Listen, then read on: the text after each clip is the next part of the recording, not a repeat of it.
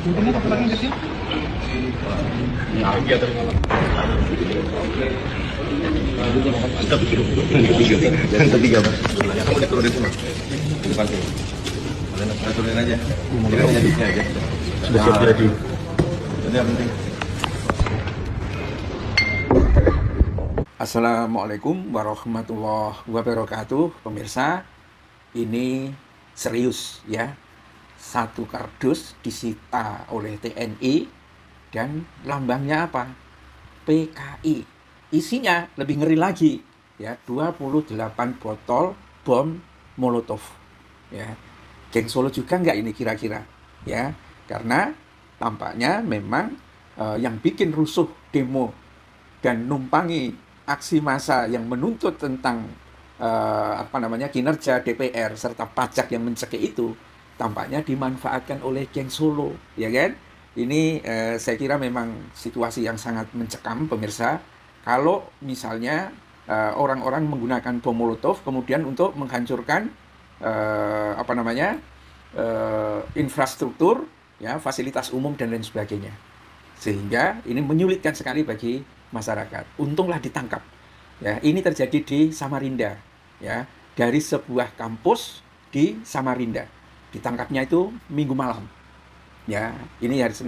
Jadi apakah sempat digunakan dan apakah ada fasilitas-fasilitas umum yang terjadi di Samarinda itu sudah dibakar oleh massa, kita tidak tahu. Tapi kalau ini adalah satu operasi yang kemudian bisa menangkap para pelaku, tinggal ditelusuri saja. Dari mana ini bom-bom Molotov, apalagi kardusnya tulisannya PKI dan lain sebagainya. Pasti mereka itu tidak bisa tidak akan ngaku. Ya, ikuti saja sampai ke pangkalnya. Ya, nanti akan ketahuan itu duitnya dari mana, ininya dari mana, ya, yang menggerakkan siapa. Ini kan selain yang terjadi di Samarinda, pemirsa, tampaknya juga yang terjadi di Lampung. Ya, tetapi tidak ada simbol paritnya. Tetapi operasinya, botol-botolnya dengan sumbunya itu udah lengkap semua. Ada yang bawa 1, ada yang bawa 3, ya. Tapi ada juga modus operandinya yang berbeda.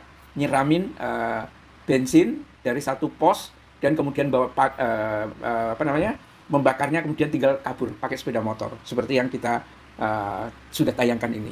Nah, ini jelas bahwa bom-bom Molotov ini adalah merusak citra para demonstran di Indonesia dan bisa jadi memang mereka punya agenda tertentu. Ya, ini harus diwaspadai oleh rakyat Indonesia dan memang pada akhirnya ketika operasi patroli yang dibuat oleh TNI ke berbagai tempat, ya, sekarang sudah tidak lagi terbakar-bakar daerah-daerah itu. Dulu kita menganggap itu adalah luapan emosional dan reaksi spontan, tetapi ternyata ada tangan-tangan jahat di balik itu semua. Ya, tudingan yang selama ini berkembang adalah geng Solo, karena geng Solo lah yang menyuarakan secara lantang baik melalui DJ anak jenderal yang ingin melengsarkan Prabowo maupun aliansi cinta Jokowi apa itu yang menganggap Jokowi tidak mampu menangani persoalan rusuh ini, mundur aja. Dan setelah mundur siapa lagi kan?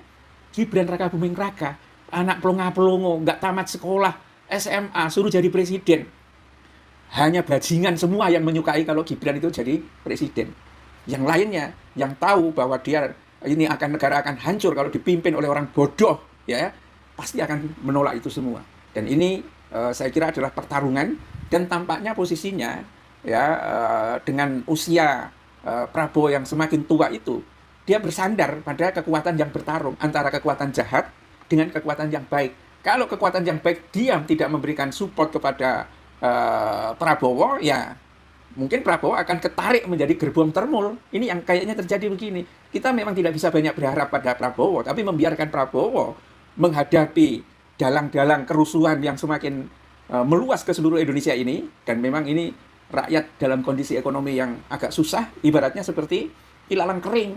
Jadi dipicu sedikit langsung menyala apinya, ya. Api betul-betul dinyalakan oleh para begundal yang bawa bom Molotov itu, ya, dan sudah beberapa pihak udah ditangkepin, ya. Yang kedua, emosinya menyala dan akan sangat mudah untuk menyalahkan pemerintahan Prabowo. Dan inilah saya kira kewaspadaan publik, ya, untuk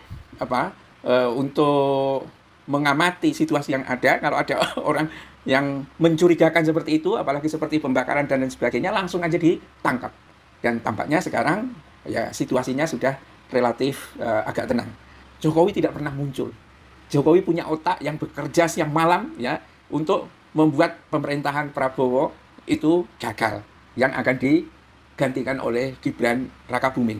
Ya, itu kalau kita lihat bagaimana Gibran sudah tidak diundang lagi di istana saat situasi krusial, dan kemudian Gibran ditunjukkan dengan para ojol-ojol, ya, itu adalah tanda bahwa memang tampaknya GG Mongso yang dilakukan ini tidak ada lain adalah memang untuk menggantikan Prabowo sehingga Gibran itu jadi presiden.